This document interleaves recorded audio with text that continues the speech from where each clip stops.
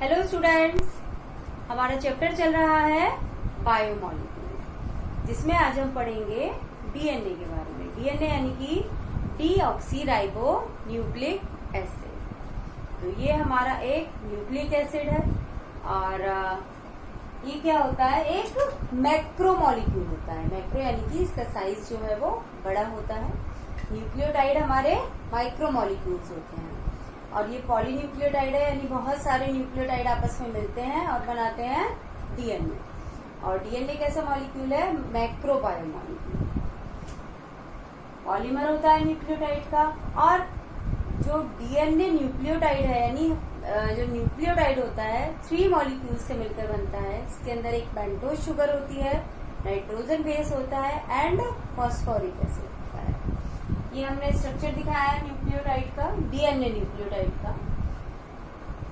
ये हमारा कैसा रिंग है? ये पेंटोज शुगर है ये। तो पेंटोज शुगर में जो फर्स्ट कार्बन है उससे जुड़ा होता है हमारा नाइट्रोजन बेस और 5th कार्बन से जुड़ा होता है हमारा फॉस्फोरिक एसिड। 3rd कार्बन पर पाया जाता है हमारा फंक्शनल ग्रुप यानी कि हाइड्रोक्सी ग्रुप। तो ये हमारा स्ट्रक्चर है न्यूक्लियोटाइड का, डीएनए न्यूक्लियोटाइड का। आरएनए न्यूक्लियोटाइड में 2nd और 3rd दोनों पोजीशन पर ही हाइड्रोक्सी ग्रुप पाया जाता है, लेकिन डीएनए के अंदर केवल एक ही हाइड्रोक्सी ग्रुप पाया जाता है। वो कहाँ है? 3rd कार्बन के ऊपर। तो इस तरीके से ये हमारा स्ट्रक्चर है डीएनए न्यूक्लियोटाइड का, जो बना है 3 मॉलिक्यूल्स का, nitrogen base, pentose sugar and phosphoric acid.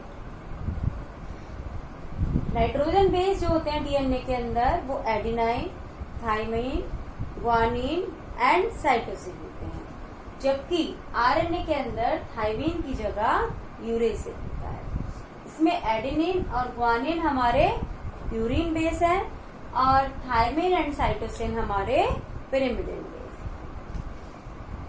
अब डीएनए का जो स्ट्रक्चर है वो डबल हेलिकल होता है, यानी कि उसके अंदर 2 पॉलीन्यूक्लियोटाइड चेन होती हैं। और ये स्ट्रक्चर दिया था वाटसन एंड क्रिक ने, और इसके लिए उन्हें नोबेल प्राइज भी मिला था। तो जो हमारा डीएनए होता है वो किससे बना होता है? 2 पॉलीन्यूक्लियोटाइड चेन से मिलकर बना होता है, और ये जो चेन होती है वो कॉइल्ड होती है। तो इसीलिए इस स्ट्रक्चर को हम कहते हैं डबल हेलिकल स्ट्रक्चर। इसीलिए जो कॉइल्ड होती है चेन, तो इसलिए इन्हें हेलिक्स बोलते हैं, और इसीलिए इस स्ट्रक्चर को हम डबल हेलिकल स्ट्रक्चर भी बोलते हैं। दोनों चेन एक दूसरे के एंटी पैरेलल होती हैं। एंटी पैरेलल से मतलब है कि देखिए यहाँ हमारे 5th कार्बन पर फॉस्फोरिक एसिड है और 3rd कार्बन पर हमारा हाइड्रोक्सी फंक्शनल ग्रुप है। तो एक न्यूक्लियोटाइड का 3rd कार्बन दूसरे न्यूक्लियोटाइड के 5th कार्बन से जुड़ता है फॉस्फोडाइएस्टर बॉन्ड के द्वारा। तो इस तरीके से हमारी पॉलीन्यूक्लियोटाइड चेन बनती है। तो ये अगर हम माने कि ये हमारा पहला न्यूक्लियोटाइड है, तो यहाँ पर जो हमारा 5वां कार्बन है वो फ्री होगा ऊपर की तरफ। यहाँ 3rd से जुड़ गया हमारा 5th कार्बन, फिर 3rd से 5th कार्बन, फिर 3rd से 5th कार्बन। तो इस तरीके से जो हमारा लास्ट वाला जो मॉलिक्यूल आएगा उसके अंदर हमारा 3rd कार्बन फ्री होगा। तो अगर स्टार्टिंग में 5th कार्बन फ्री है तो लास्ट में हमारा 3rd कार्बन फ्री होगा, और अगर शुरू में 3rd कार्बन फ्री है तो लास्ट में हमारा 5th कार्बन फ्री होगा। और जो दूसरी चेन होगी उसमें उसका अपोजिट होगा, यानी कि पहली चेन में अगर स्टार्टिंग 5th कार्बन फ्री से है तो दूसरी चेन की स्टार्टिंग 3rd कार्बन फ्री से होगी, और उसका एंड किससे होगा? 5th कार्बन फ्री से।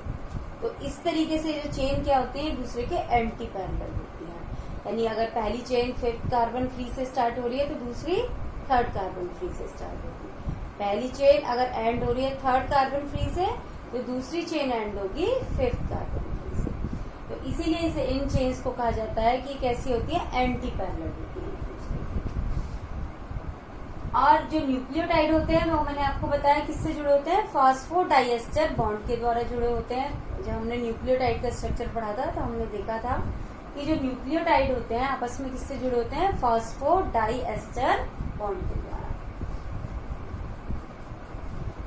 डीएनए का जो मेन पार्ट है वो किससे बना है?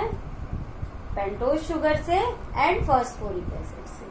जो मेन पार्ट बना रहे हैं पेंटोज शुगर, फास्फोरिक एसिड बना रहे हैं, और जो हमारे नाइट्रोजन बेस हैं वो दोनों चेन्स को आपस में जोड़ रहे हैं। और जो नाइट्रोजन बेस है वो आपस में जुड़े होते हैं बेस पेयर रूल से। बेस पेयर रूल है हमारा कि जो प्यूरिन बेस है वो जुड़ा होता है पिरिमिडिन से, यानी कि हमारा एडेनिन जुड़ता है हमेशा थायमिन से और साइटोसिन जुड़ता है हमेशा ग्वानिन से। एडेनिन और थायमिन आपस में जुड़ते हैं 2 हाइड्रोजन बंध के द्वारा, और साइटोसिन और ग्वानिन आपस में जुड़ते हैं 3 हाइड्रोजन बंध के द्वारा।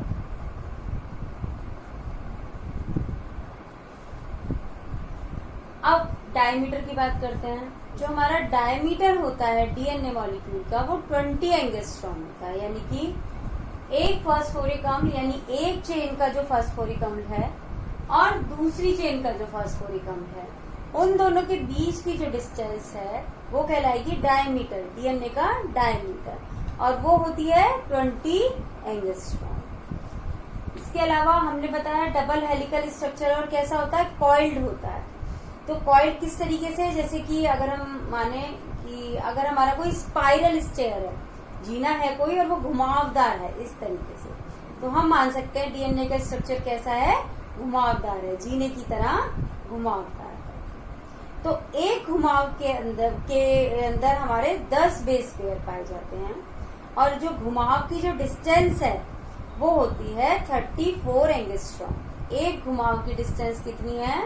34 एंगस्ट्रॉम, और उस घुमाव के अंदर कितने बेस पेयर हैं? 10 बेस पेयर हैं। तो इस तरीके से 2 बेस पेयर, तो लगातार जो बेस पेयर हैं उनके बीच की दूरी कितनी हो गई? 3.4 एंगस्ट्रॉम।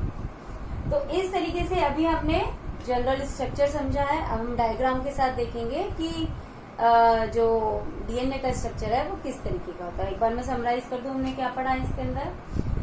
डीएनए एक मैक्रोबायोमॉलिक्यूल होता है, न्यूक्लियोटाइड, पॉलीमर ऑफ न्यूक्लियोटाइड होता है, डबल हेलिकल होता है इसका स्ट्रक्चर, और इसके जो स्ट्रैंड होते हैं वो कैसे होते हैं? कॉइल्ड होते हैं। और हर न्यूक्लियोटाइड 3 मॉलिक्यूल से मिलकर बनता है, नाइट्रोजन बेस, फॉस्फोरस।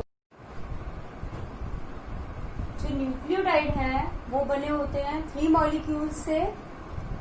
हमारे इन मॉलिक्यूल्स के अंदर आती है pentose sugar, phosphoric acid and nitrogen base. Double helical structure होता है, दोनों चेन एक दूसरे के एंटी पैरेलल होती है, यानी कि अगर एक चेन 5 एंड से स्टार्ट हो रही है तो दूसरी चेन 3 एंड से स्टार्ट होती है, और दोनों चेन आपस में जुड़ी होती है हाइड्रोजन बॉन्ड्स के द्वारा, और हाइड्रोजन बॉन्ड्स किसके बीच बनते हैं? बेस पेयर्स के बीच में बनते हैं। एडेनिन और थायमिन 2 हाइड्रोजन बॉन्ड्स के द्वारा जुड़ते हैं, जबकि guanine and cytosine 3 hydrogen bonds के द्वारा जुड़ते हैं। और जो डायमीटर होता है डीएनए के मॉलिक्यूल का वो 20 एंगस्ट्रॉम होता है, और हर टर्न में जो डिस्टेंस होती है वो 34 एंगस्ट्रॉम की होती है। और एक टर्न के अंदर हमारे 10 बेस पेयर्स पाए जाते हैं। तो इस तरीके से 2 बेस पेयर के बीच की जो दूरी है वो 3.4 एंगस्ट्रॉम होती है। तो अब हम इस स्ट्रक्चर को डायग्राम के साथ समझेंगे। ओके, तो देखो बेटा, हमने यहाँ डायग्राम बनाया है डीएनए का। जो डीएनए के हेलिक्स होते हैं वो एक दूसरे के एंटी पैरेलल होते हैं, यानी कि अगर एक स्टार्ट हो रहा है 3rd कार्बन से तो दूसरा शुरू होगा 5th कार्बन से, और जो 3rd कार्बन से स्टार्ट हो रहा है वो चेन एंड होगी 5th कार्बन से, और जो 5th से स्टार्ट हो रही है वो एंड होगी 3rd कार्बन से। और माना एक इमेजनरी यहाँ पर हमने एक मिड लाइन मान ली है, तो ये जो डायमीटर है दोनों का, यानी कि दोनों चेन एक साथ है, तो जो डायमीटर है इस डीएनए के मॉलिक्यूल का वो है 20 एंगस्ट्रॉम। और जो एक टर्न है ये हमारा यहां से लेकर और यहां तक, ये एक टर्न ये होता है 34 4 एंगस्ट्रॉम का। देखो यहाँ पर हम दो तरह की खांचे देख रहे हैं, एक छोटी है यानी कम गहरी है, इसे हम कहेंगे शैलो ग्रूव, और एक गहरी है जिसे हम कहेंगे डीप ग्रूव। तो दो शैलो ग्रूव के बीच की डिस्टेंस हम मान सकते हैं 34 एंगस्ट्रॉम है, या हम दो डीप ग्रूव के बीच की डिस्टेंस मान सकते हैं 34 एंगस्ट्रॉम है। यानी एक टर्न के अंदर दो शैलो ग्रूव आएंगी या दो डीप ग्रूव आएंगी, और दोनों के बीच की डिस्टेंस कितनी होगी 34 एंगस्ट्रॉम। और ये जो दोनों चेन है वो आपस में किससे जुड़ी होंगी, यहाँ होंगे हमारे नाइट्रोजन बेसेस, और नाइट्रोजन बेस किससे जुड़े होंगे, हाइड्रोजन बॉन्ड से। एडेनिन जुड़ता है थाइमिन से डबल बॉन्ड से, और ग्वानिन जुड़ता है साइटोसिन से ट्रिपल बॉन्ड से। और दो बेस पेयर के बीच की डिस्टेंस कितनी है 3.4 एंगस्ट्रॉम है। अब हम इस स्ट्रक्चर को सिंपल वे में देख लेते हैं। हमारा डीएनए का स्ट्रक्चर कॉइल्ड होता है, लेकिन यहाँ पर हम ओपन चेन के रूप में, खुली चेन के रूप में हम देख लेते हैं कि किस तरीके से इनका स्ट्रक्चर होता है और कैसे ये आपस में जुड़े होते हैं। यहाँ हमने न्यूक्लियोटाइड बनाया है, ये हमारी फर्स्ट कार्बन है, फर्स्ट कार्बन से जुड़ा है हमारा नाइट्रोजन बेस, थर्ड कार्बन पर है हमारा हाइड्रोक्सिल ग्रुप, और फिफ्थ कार्बन पर है हमारा फॉस्फेरिक अम्ल कह दो, फॉस्फेट कह दो। और बॉन्ड किसके बीच में बनता है, हाइड्रोक्सिल ग्रुप के बीच में और फॉस्फोरिक एसिड के बीच में। तो जो दूसरा न्यूक्लियोटाइड जुड़ेगा तो इन दोनों के बीच में बॉन्डिंग होगी, और बॉन्ड कौन सा बनेगा, फॉस्फोडाइएस्टर बॉन्ड। तो इस तरीके से ये दोनों आपस में जुड़ गए। तो यहाँ पर कौन सा एंड फ्री है इस न्यूक्लियोटाइड का, थर्ड एंड फ्री है। तो इस थर्ड एंड से फिर नेक्स्ट न्यूक्लियोटाइड आकर जुड़ जाएगा, यानी 3 एंड एक न्यूक्लियोटाइड का थर्ड कार्बन दूसरे न्यूक्लियोटाइड की फिफ्थ कार्बन से जुड़ती है। थर्ड कार्बन पर हाइड्रोक्सी ग्रुप है और फिफ्थ कार्बन पर फॉस्फोरिक एसिड है। तो यहाँ हमारा थर्ड कार्बन जुड़ा फिफ्थ से, यहाँ थर्ड जुड़ा फिफ्थ से, इस तरीके से जुड़ते जाएंगे। तो लास्ट में कौन सा हमारा कार्बन फ्री होगा, थर्ड कार्बन। तो हमेशा हमारा कार्बन कौन सा फ्री होता है, थर्ड कार्बन।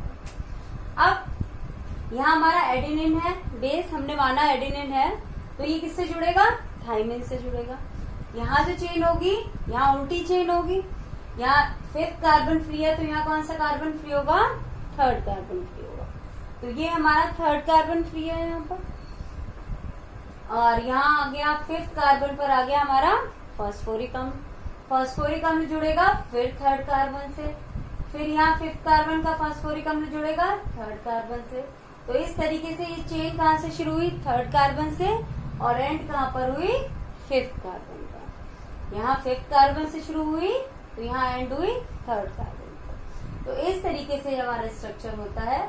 और जो बेस पेयर होते हैं कॉम्प्लीमेंट्री होते हैं, एडेनिन है तो वो थाइमिन से जुड़ेगा, साइटोसिन है तो ग्वानिन से जुड़ेगा, ग्वानिन है तो साइटोसिन से जुड़ेगा। तो इस तरीके से बेस पेयर एक दूसरे के कॉम्प्लीमेंट्री होते हैं। और जो बॉन्डिंग होती है फिफ्थ कार्बन के फॉस्फोरिक एसिड और थर्ड कार्बन के हाइड्रोक्सी ग्रुप के बीच में होती है, बॉन्ड बनता है फॉस्फोडाइएस्टर। एक चेन अगर फिफ्थ एंड से शुरू हो रही है तो दूसरी चेन थर्ड एंड से शुरू होगी। तो इस तरीके से ये हमारा डीएनए का स्ट्रक्चर होता है। अब हम डीएनए के टाइप्स जान लेते हैं। जो डीएनए होते हैं वो 4 टाइप्स के होते हैं, फाइव टाइप्स के होते हैं, ABCD एंड E। ABCD के अंदर जो कॉइलिंग होती है वो राइट हैंडेड कॉइलिंग होती है, यानी कि उनके अंदर जो टर्न है वो राइट साइड से आ रहा है। जबकि जो Z डीएनए होता है उसके अंदर जो कॉइलिंग होती है वो लेफ्ट हैंडेड होती है, यानी कि वो लेफ्ट साइड से होता है। और जो हम स्ट्रक्चर पढ़ रहे हैं इस समय वो हम बी डीएनए का पढ़ रहे हैं। ह्यूमंस के अंदर मेनली बी डीएनए ही पाया जाता है, और वॉटसन एंड क्रिक ने बी डीएनए का ही मॉडल दिया था। तो इस तरीके से ये हमारा स्ट्रक्चर है बी डीएनए का। इसके अलावा हमारा ए डीएनए, सी डीएनए, डी डीएनए और जेड डीएनए होते हैं। इनमें डिफरेंस यही है कि एक टर्न के अंदर कितने बेस पेयर होते हैं ये चेंज हो जाते हैं, और कॉइलिंग का डिफरेंस है। तो जेड डीएनए लेफ्ट हैंडेड होता है, बाकी सभी डीएनए हमारे राइट हैंडेड कॉइलिंग होती है। अब हम फंक्शन देख लेते हैं डीएनए के। तो डीएनए का फंक्शन है कि जो डीएनए है वो जेनेटिक मटेरियल होता है और जेनेटिक इंफॉर्मेशन को वो एक जनरेशन से दूसरी जनरेशन के अंदर लेकर जाता है। डीएनए में रेप्लिकेशन की प्रॉपर्टी होती है, यानी कि वो अपनी प्रतिकृति बना सकता है, यानी कि अपने जैसे ही डीएनए वो बना सकता है। और इसके अलावा जो डीएनए होता है वो आरएनए की भी फॉर्मेशन करता है by the process of transcription. तो इस तरीके से आज हमने डीएनए का स्ट्रक्चर जाना, डीएनए के टाइप्स जाने और डीएनए के फंक्शन जाने। आपको टॉपिक क्लियर हो गया होगा। अगर कहीं कोई क्वेरी है आपकी तो आप कमेंट बॉक्स में डालकर पूछ सकते हैं। वीडियो को लाइक जरूर कीजिए और चैनल को सब्सक्राइब कीजिए। Thank you.